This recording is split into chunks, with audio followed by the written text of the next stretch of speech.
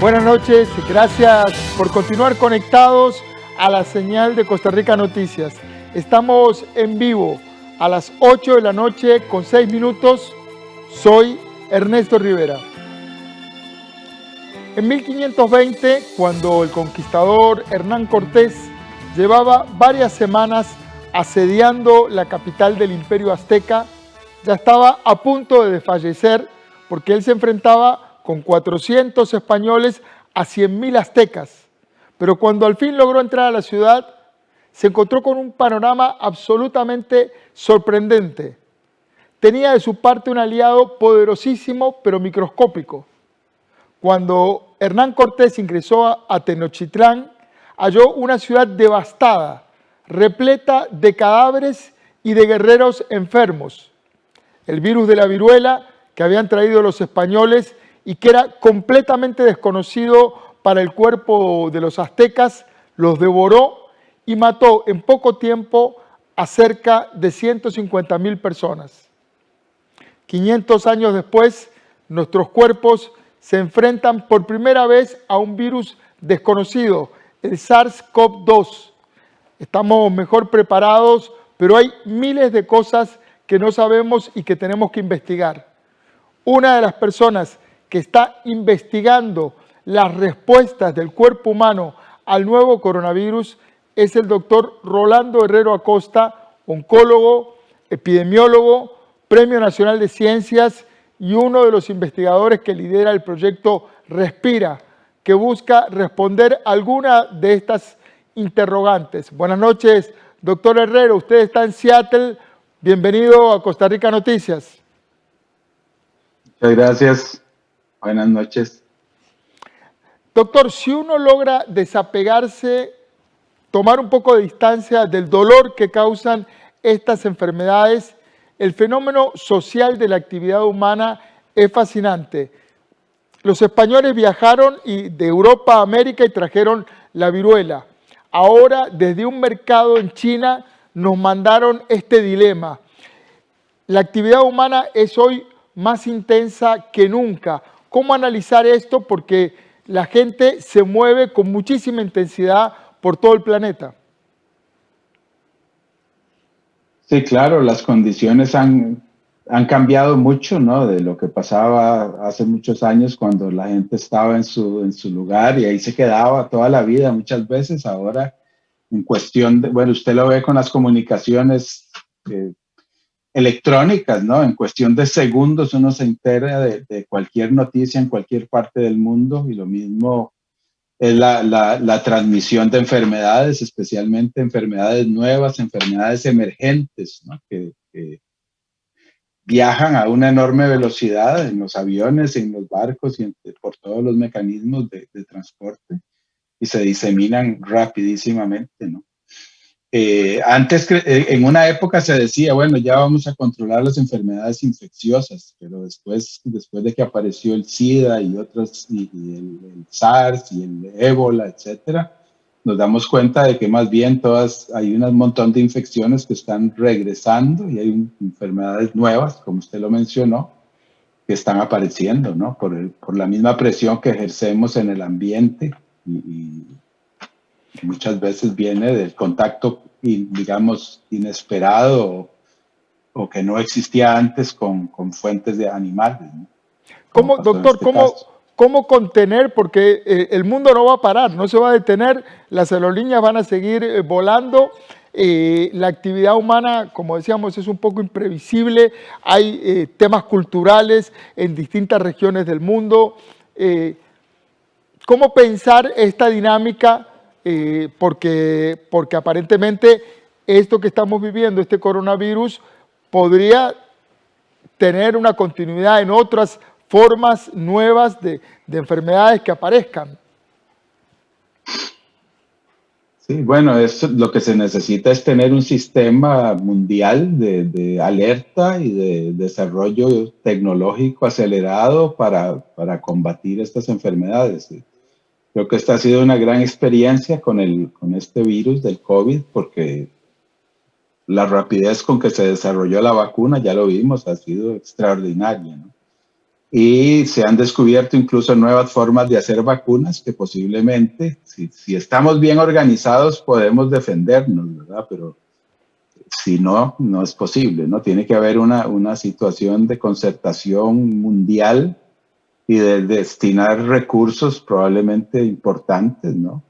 Para estar preparados y tener la capacidad de desarrollar los mecanismos para defendernos. De otra manera, como dijo usted, nos van a comer estos bichos.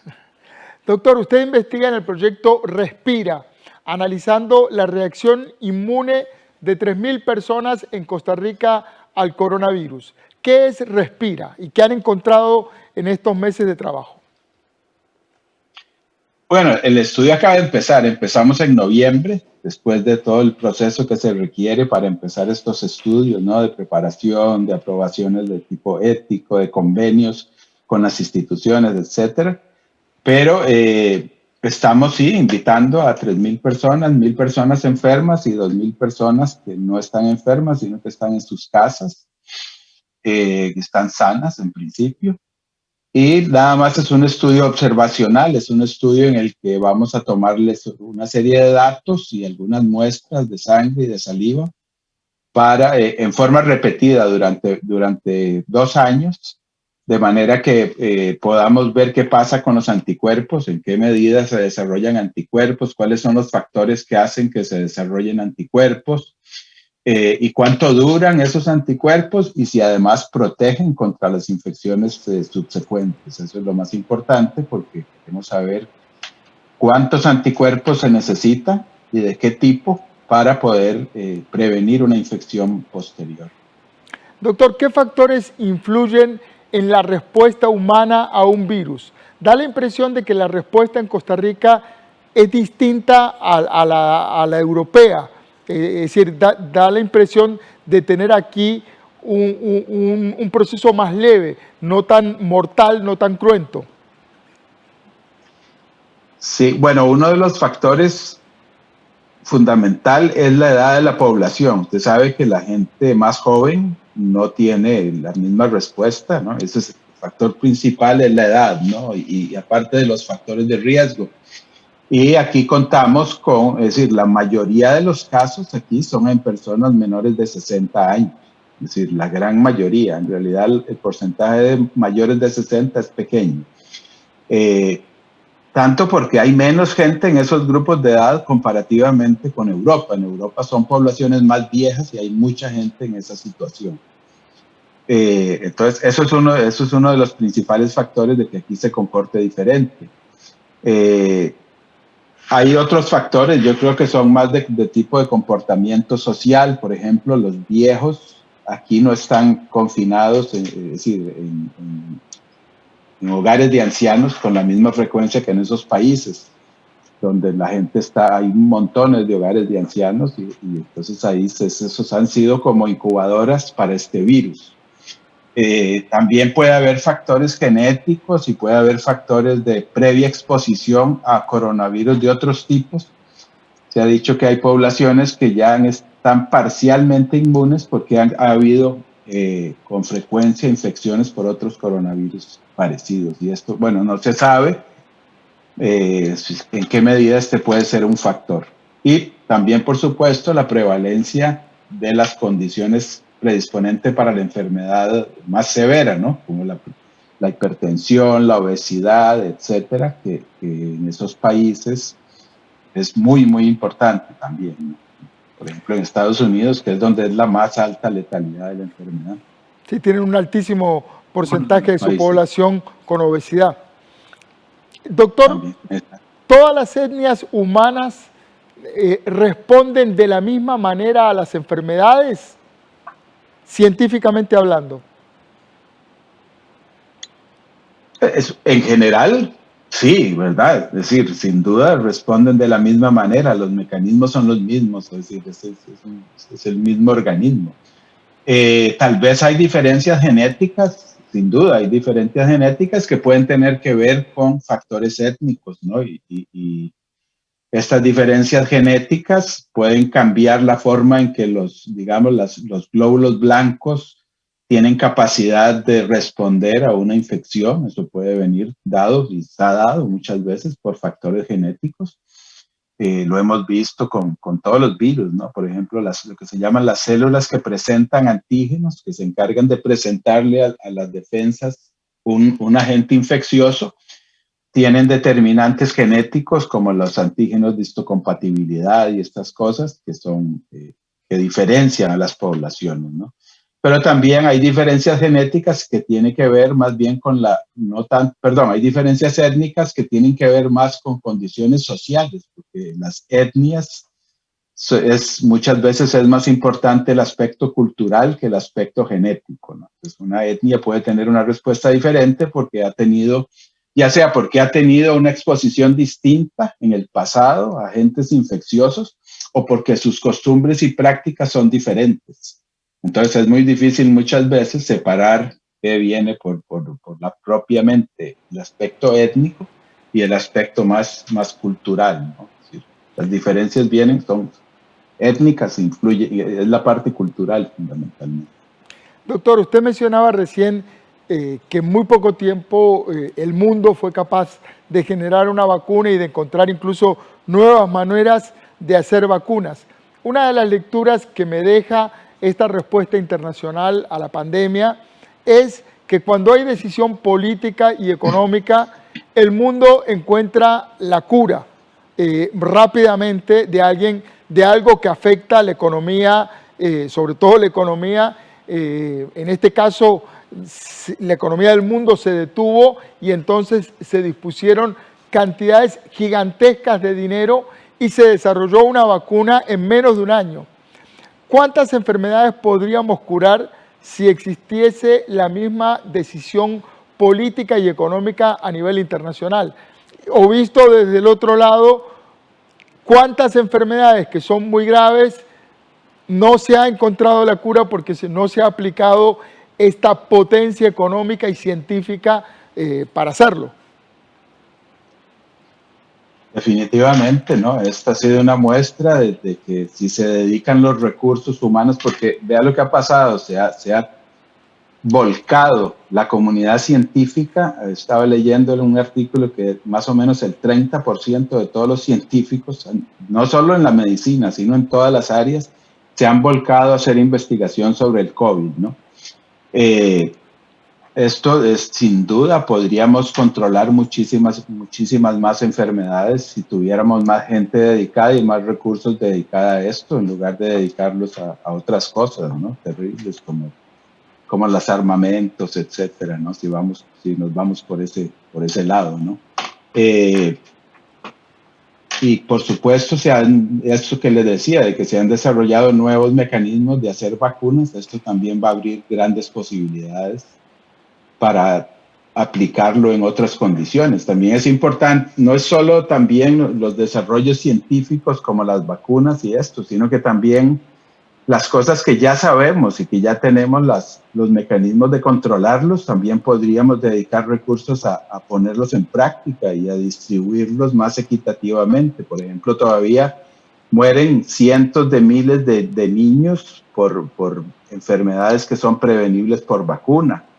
Mueren cientos de miles de personas por SIDA porque no tienen acceso a los medicamentos, etcétera, etcétera, ¿no? Es decir, cosas que ya tenemos los mecanismos de controlar y no se aplican porque los recursos no están disponibles para las zonas, digamos, que están más desfavorecidas. Lo mismo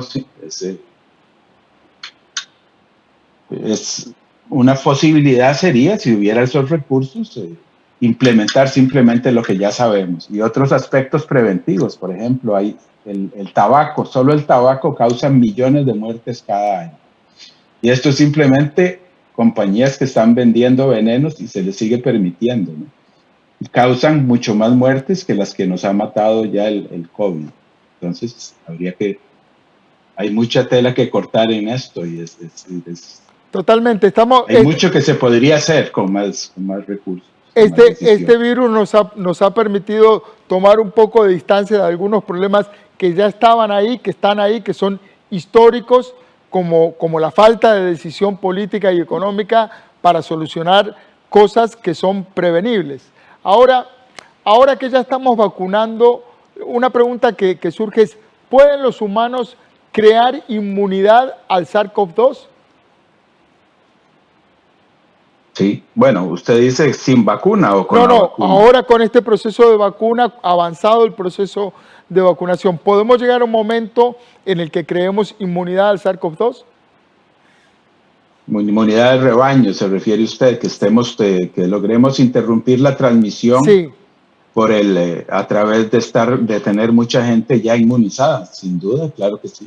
Esa es la esperanza, ¿no? Que en algún momento eso se logre. De hecho, así es como terminan la mayoría de las epidemias, porque después de que mucha gente ya se ha infectado y ha desarrollado ciertas defensas, ya se acaba la posibilidad de que se transmita solas, sin necesidad de vacuna. Pero en este caso, pues aparentemente se muere mucha gente por esta enfermedad y no podemos pasar por ese proceso de dejar que la gente se infecte hasta que lleguemos a la inmunidad de rebaño automáticamente. Necesitamos algo para acelerarlo.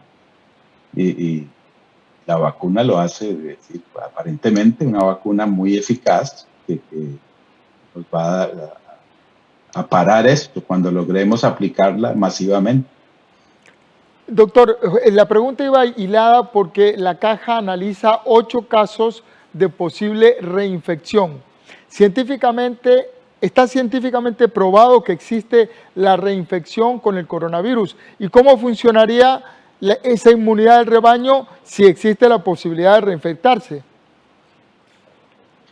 Sí, en realidad, bueno, la reinfección se han reportado, sí es cierto, casos en diferentes países, ¿no? Incluso en Costa Rica.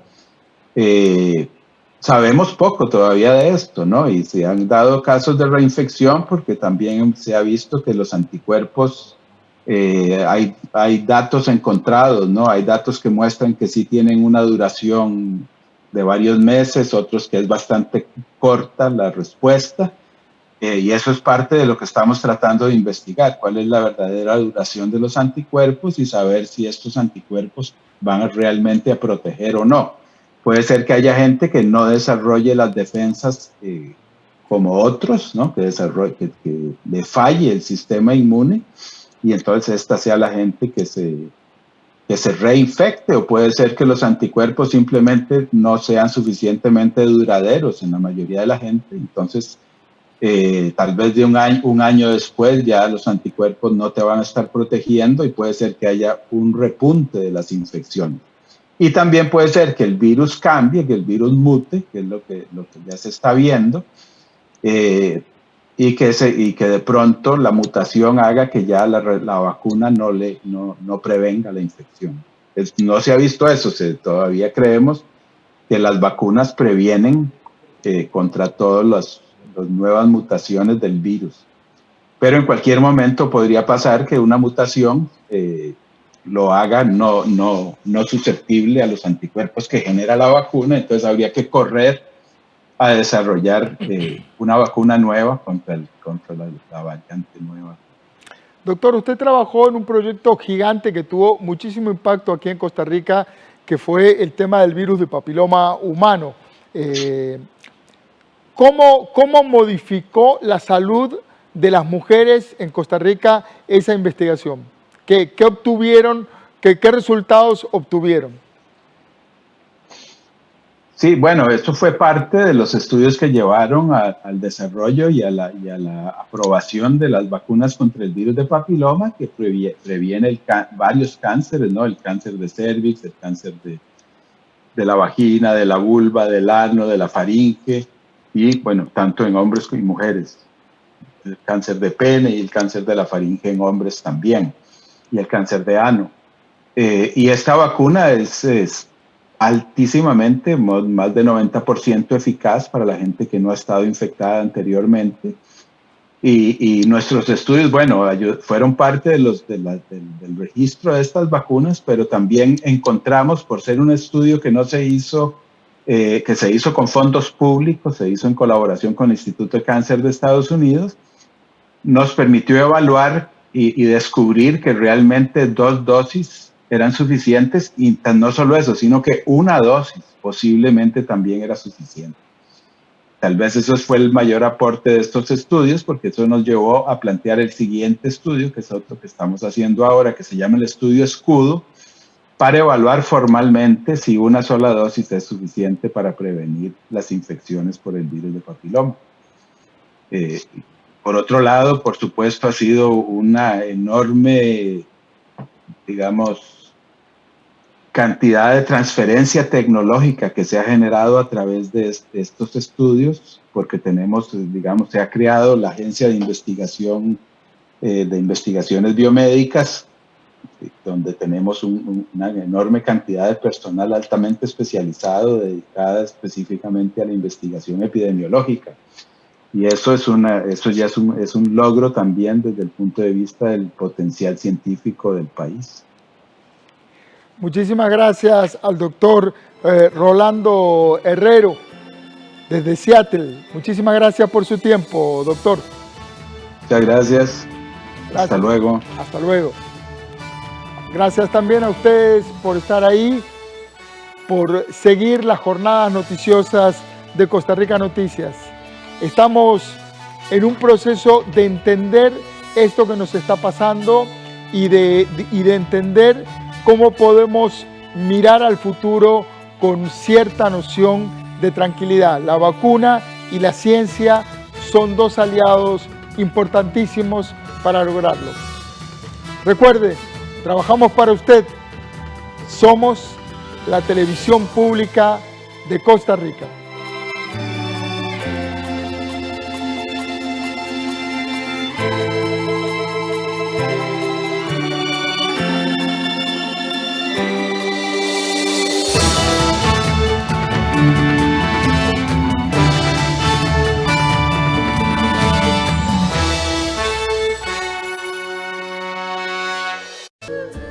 Pareja quienes desde niños forman una gran amistad en el Japón antiguo, pero el destino les llevará por diferentes caminos.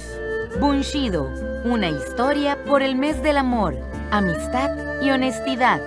Estreno el 6 de febrero, solo en 13, Costa Rica Televisión. Un programa que nos enseña lo divertido y fácil que puede ser tocar este instrumento. Yo soy Ramón Armando Velázquez y hoy aprenderán conmigo a tocar la guitarra en forma sencilla, rápida y fácil. Guitarra en mano, los sábados a las 3:30 de la tarde, solo en 13, Costa Rica Televisión. Llamada la Reina del Landó y una de las grandes representantes de la música afro en Perú y Suramérica, Eva Ailón, nos acompaña en Músicos de Latinoamérica. Bueno, yo soy una agradecida de la vida. He aprendido a agradecer a la vida. Sigo creyendo y teniéndole fe a la gente que me acompaña a hacer mi música. El domingo 24 de enero a las 4 de la tarde, con repetición a las 11 de la noche, aquí en 13, Costa Rica Televisión. Costa Rica Noticias Regional le trae información generada desde cada uno de los 82 cantones del país. Nuestra red colaborativa de medios regionales nos presenta la realidad que se vive en cada